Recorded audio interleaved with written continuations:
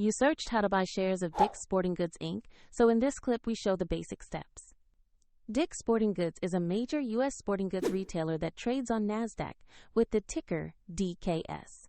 This is for educational purposes only and not financial advice. To buy DKS, you need a brokerage account, and I use eToro here as an example to show the process. After registering, you will typically need to verify your account, usually by uploading an identity document, and then add funds to your account before you can place a trade. Use the platform search bar and type the ticker DKS to find the listing.